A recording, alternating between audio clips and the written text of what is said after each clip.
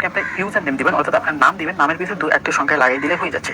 এখানে একটা ইমেল দিবেন, একটা পাসওয়ার্ড দিবেন, সেম পাসওয়ার্ড এখানে দিয়ে রেজিস্টার এই অপশনে ক্লিক করে দিলে আপনার রেজিস্টারটা হয়ে যাবে। আপনি আপনার জিমেল বক্সটা চেক করবেন, এখানে 6 সংখ্যার কিন্তু জিমেইলে কোড দিবে তারা, ঠিক এই যে এইভাবে আমার 6 সংখ্যার কোড দিয়েছে, এই কোডটা জাস্ট আপনি এখানে বসাই দিবেন, বসাই দিলে কিন্তু আপনার অ্যাকাউন্টটা খোলা হয়ে যাবে। এই যে আমার কিন্তু অ্যাকাউন্ট খোলা মোটামুটি হয়ে গেছে। এখন সরাসরি আপনি প্লে স্টোরে আসবেন, প্লে স্টোরে আসার পর এই যে FMC পে এটা লিখে সার্চ দেবেন, এই অ্যাপসটা আসবে, ইনস্টল করে ওপেন করে নেবেন। ওপেন করা হয়ে গেলে এখানে পারমিশনটা অ্যালাউ করে দিবেন, যে ইমেল পাসওয়ার্ড দিয়ে রেজিস্টার করেছিলেন বা ইউজার নেম বা পাসওয়ার্ড, সেই ইউজার নেম পাসওয়ার্ড দিয়ে এখানে জাস্ট লগইন অপশন রয়েছে, লগইন অপশনে ক্লিক করে লগইন করবেন। আপনার জিমেইলে কোড যাবে, কোডটা জাস্ট বসাই দিবেন, ব্যাস হয়ে যাবে। তো তারপর সর্বপ্রথম আপনাকে অ্যাকাউন্টটা কেওয়াইসি করতে হবে। কেওয়াইসিটা হয়ে গেলে আপনি $1 পাবেন, এবং আপনি যাকে রেফার করবেন তাকেও কিন্তু কেওয়াইসি করতে হবে, এটা মাথায় রাখতে হবে।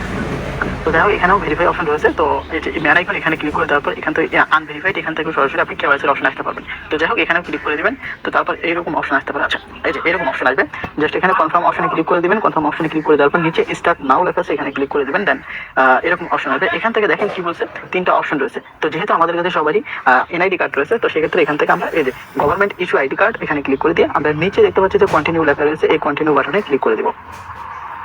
তো তারপর এরকম অপশন আছে, এনআইডি কার্ড অনুযায়ী এখান থেকে আপনার কান্ট্রি দিয়ে আপনার দেশটাকে সেটা এখানে দিয়ে দেবেন, first name, last name, birthday, city, district, address, এই সবগুলো এনআইডি কার্ড অনুযায়ী দিয়ে দেবেন। এই যে এক্সপায়ার, অর্থাৎ এটা আপনি যে কোনো একটা নামে মানে যে কোনো একটা তারিখ দিতে পারেন, অবশ্যই 2060 সালের উপরে যেন হয়, ঠিক আছে। দেন কার্ড নাম্বার বা 2050 সালের উপরে যেন হয়, বা 2050 সাল দিয়ে দেবেন, তাহলে হয়ে যাবে।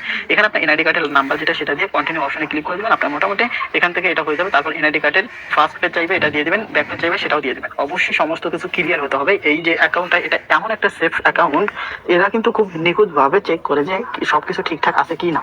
এখানে যাদের প্লাস্টিক কার্ড রয়েছে, অর্থাৎ আমাদের বাংলাদেশের কথা বলি, আমাদের বাংলাদেশি কার্ড যারা স্মার্ট কার্ড পান নাই তাদের এখানে কেওয়াইসি হয় না, যেটা আমি জানি।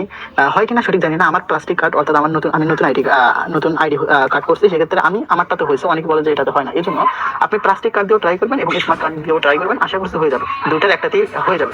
তো আমি প্লাস্টিক কার্ড আমার যেহেতু, তো আমি ওটা দিয়ে ভেরিফাইড করছি, ভেরিফাইড হয়েছে, আলহামদুলিল্লাহ। আপনি ট্রাই করবেন অবশ্যই ক্লিয়ার ভাবে। এখানে NID card first page, last page দিয়ে নিচে কন্টিনিউ অপশন রয়েছে, এখানে ক্লিক করে দিবেন। তো যাই হোক, যার এনআইডি কার্ড, এই যে টেক এ ফটো এখানে ক্লিক করে দিবেন।